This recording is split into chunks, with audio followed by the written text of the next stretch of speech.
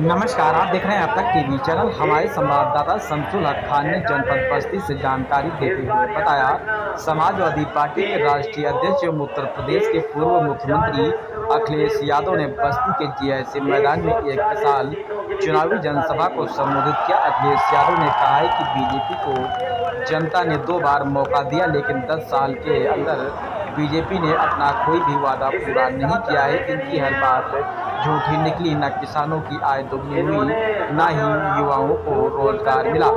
महिलाओं की सुरक्षा को लेकर सरकार गंभीर दिखाई दी। किसान अपना हक मांगने के लिए दिल्ली बॉर्डर पर पहुंचे, सरकार ने उनकी एक न सुनी। न ही बातचीत कर समाधान निकाला गया, बल्कि किसानों की राह में कील कांटे बिछाए, उन पर लाठियां, रबड़ की गोलियां व वाटर कैनन से पानी की बरसात की गई। सरकार ने एसएसपी पर बात नहीं की। इंडिया गठबंधन की सरकार बनने जा रही है। सरकार बनते ही किसानों को एमएसपी की लीगल गारंटी लागू होगी। किसानों के कर्जे माफ होंगे। कृषि उपकरणों को जीएसटी से मुक्त किया जाएगा। युवाओं की 30 लाख खाली पदों पर भर्ती प्रक्रिया शुरू होगी। एजुकेशन लोन माफ होगा। नौकरियों के लिए किए जाने वाला आवेदन निःशुल्क होगा और पहली नौकरी पक्की करते हुए युवाओं को 1 लाख रुपए सालाना दिया जाएगा। हर गरीब परिवार की वरिष्ठ महिला को भी 1 लाख रुपए मिलेगा। आइए चलते हैं हमारे संवाददाता के साथ। जो टाका लगाया वो 2.5 मिनट में काम धंधा ढूंढ। आप जानते हो कि ये जो इस समय मौजूदा सरकार है वो हमारे देश का लोकतंत्र खत्म करना चाहती है, हमारे देश का संविधान खत्म करना चाहती है। हमारे देश में भ्रष्टाचार, महंगाई, बेरोजगारी। अरे हम इंडिया वालों ने इंडिया में न किडनी चेंज किया, न लीवर चेंज किया। हम लोगों ने इंडिया में केवल एक आदमी चेंज किया। समझते हैं आप लोग? नहीं समझे आप? समझ गए? हमारे ये क्रांतिकारी नौजवान साथी संगीत प्रकोष्ठ के प्रदेश। हम देखिए जो कुछ होता है, पीएमओ क्यों नहीं जानेगा, सीएम ऑफिस क्यों नहीं जानेगी। अगर वो बीजेपी के कार्यालय पे धरना देने जा रहे हैं तो उनके घर पे पुलिस जा रही है। और फिर आपने ईडी, सीबीआई, इनकम टैक्स का काम करने का तरीका तो देख लिया ना, क्या उसमें नहीं भेदभाव हो रहा? अखिलेश जी कहती है कि पूर्वांचल में धर्म से काम चल जाएगा, आप क्या कहते हैं? पूर्वांचल के नौजवान नौकरी चाहते हैं। आज भी अगर फौज में और पैरामिलिट्री फोर्स में और पुलिस में अगर आप हिसाब किताब लगाओगे नंबर्स का, तो सबसे ज्यादा पूर्वांचल के नौजवान हैं जो सीमा की रक्षा पे जा रहे हैं या पैरामिलिट्री में जा रहे हैं। यूपी में आप कितनी सीट जीत रहे हैं? हम लोग तो जगह जगह जाते हैं, जैसे एयरपोर्ट है या और जगह जो मिलते हैं, सिक्योरिटी मॉल है, वो सब यूपी के लोग हैं। और मैं आपको गणित बताता हूँ कि जिन बच्चों का इन्होंने भविष्य छीना है, पेपर रद्द होने से जिन बच्चों की नौकरी नहीं हो पाई है, ऐसे 60 लाख बच्चे हैं जो समय समय पे परीक्षा लिखे हैं। अगर 60 लाख बच्चों के केवल हम माँ बाप जोड़ दें तो 60 लाख गुणा 3, 1 करोड़ 80 लाख, और 1 करोड़ 80 लाख को अगर भाग दे दें 80 लोकसभाओं से, तो हर लोकसभा में 2,25,000 वोट कम हुआ है सरकार का, जब बीजेपी वालों का। और मतदान सही से नहीं पड़ रहा है। जी 5 चरण का चुनाव हो गया। ये यूपी 80 हराओ संविधान बचाओ, 80 हराओ लोकतंत्र बचाओ। सर क्या कुछ योगी जी कह रहे हैं 400 पार करो, हम काशी मथुरा मंदिर दे देंगे। 79 सीटें समाजवादी पार्टी और इंडिया गठबंधन जीत रहा है। एक क्यूटो में लड़ाई है। आखिर क्यों लड़ाई है सर? क्या सीटें जीत रहे हैं? क्या क्यों लड़ाई है सर? क्या इसके पीछे क्या कुछ तर्क है? क्यों लड़ाई है सर? इसके पीछे क्या कुछ तर्क है? अभी उसमें भी पता लग रहा है कि बहुत जल्दी आप वो भी खबर सुनेंगे, इनको अपने ही हरा रहे हैं। मोदी जी कह रहे हैं अजय जी, बसपा सुप्रीमो मायावती ने कहा है कि 4 जून के बाद अगर ईवीएम में गड़बड़ी नहीं मिली तो फिर सत्ता बदल जाएगी, ऐसा आपको लग रहा है? वो ठीक कह रही हैं। और बहुजन समाज से मैं कहूंगा कि संविधान बचाने के लिए, लोकतंत्र बचाने के लिए इंडिया गठबंधन का साथ है। सर गठबंधन कितनी सीटें पा रही है? क्या कुछ कितनी सीटें गठबंधन पा रही है सर? गठबंधन सरकार बना रहा है। योगी जी कह रहे हैं 400 पार कराओ, काशी मथुरा मंदिर पाओ, फिर मंदिर की राजी। आपके जो मुख्यमंत्री है वो उल्टा पुल्टा मुख्यमंत्री है। 46 में 56, एक टांग पे योगा देखा था आपने? कहते हैं हम सुबह 4 बजे सो के उठ जाते हैं। अरे भाई 4 बजे सो के उठते हो, योगा करते हो, तो जब एक टांग पे खड़े हुए तो पूरे देश और दुनिया ने देखा कैसे डगमगा रहे थे। सर विपक्ष आपको सजा 400 पार, उन्हें गणित नहीं आता है। आज तक उन्होंने ये नहीं कहा 3 × 660 सुपर क्रिटिकल थर्मल प्लांट। ये जो बिजली का प्लांट लगा है, ये है सुपर क्रिटिकल थर्मल प्लांट। आज तक उनके मुंह से सुना आपने? इसीलिए वो 400 पार बीजेपी का जो नारा है उसका इंटरप्रिटेशन नहीं कर पाए। इंटरप्रिटेशन ये है कि 543 में 400 पार तो बची कितनी? 143 तो 143 बची है। तो कितनी हुई 143? 400 के पार 143 बची है आपकी। क्या आपको लग रहा है कि 140 करोड़ जनता इन्हें 140 सीटों के लिए भी तरसा देगी। बूथ कैप्चरिंग सर विपक्ष आपको सजा करके बूथ कैप्चरिंग में एक वीडियो हमें मिला था जी फर्रुखाबाद का, और फर्रुखाबाद में कई जगह बीजेपी ने कोशिश की। इनकी जो बूथ कमेटी है लूट कमेटी बनना चाहती है, लेकिन लूट कमेटी नहीं बन पाएगी।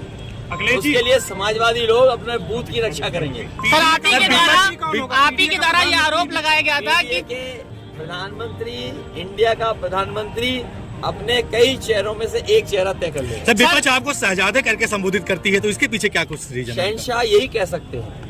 अभी कल के अखिलेश जी आप ही के द्वारा आरोप लगाया गया था कि प्रशासन के दम पर वोट की कहीं ना कहीं बाधित किया जा रहा अरे है। हमने अपनी आंखों से देखा कन्नौज में, तुमने नहीं देखा? टीवी नहीं देखते हो?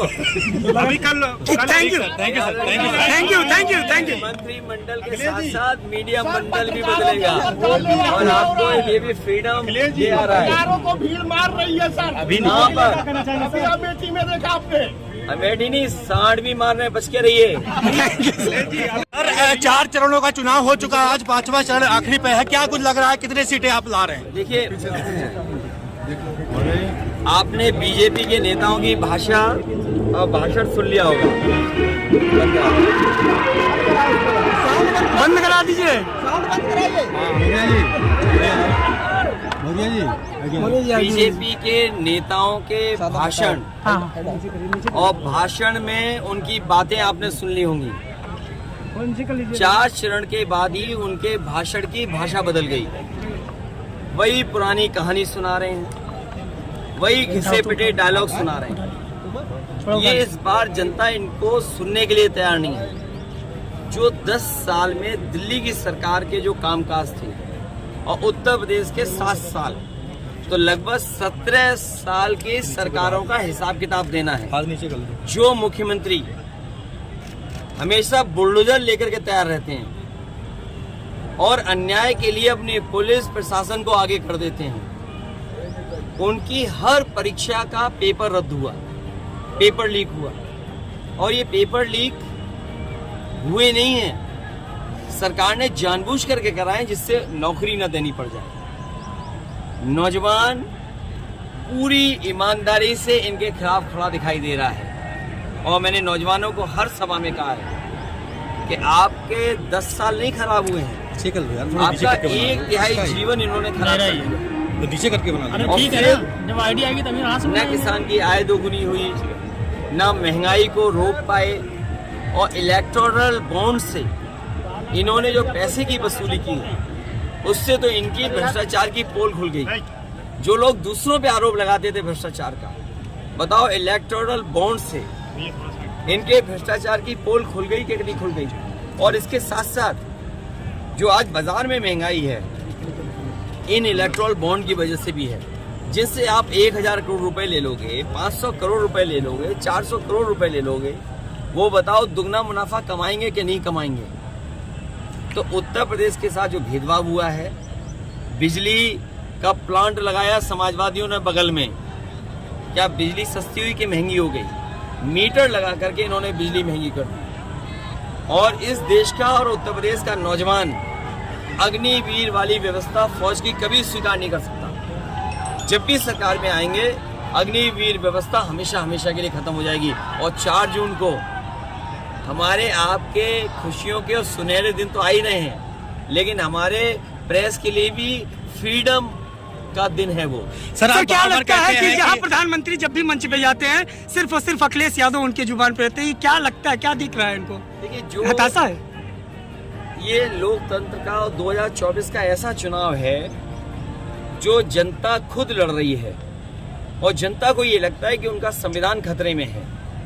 इधर जो उन्होंने कदम भी उठाए हैं, किसी की सुनवाई नहीं है। अगर संस्थाएं खत्म हो रही हैं, अगर आपकी सुनवाई संस्थाओं से नहीं है, संस्थाओं में कोई सुनवाई नहीं है, तो समझ लो ये संविधान गया आपका। सर, इनके केंद्रीय मंत्री पुरुषोत्तम रूपाला, जिन्होंने छत्रियों पे सीधे सीधे प्रहार किया, उन्होंने कहा मुगलों का जो समय था उस समय में इनका रोटी बेटी का। तो ये सुना है कि यहाँ पे छत्रियों की ईवी सीवी ईडी और सीबीआई भी हो रही है। तो सर केजरी सर सोचिए, ये हर एक के खिलाफ हैं। जब दूसरे लोग सुन, फिर ये अपने लोगों के भी खिलाफ हैं। ये बीजेपी के वो लोग हैं जो हर एक के खिलाफ हैं। ये तो चलो एक भाषा और व्यवहार रहा किसी एक व्यक्ति का। मैं खुद मंदिर में गया, वहाँ के पुजारी ने मना किया मत धो मंदिर।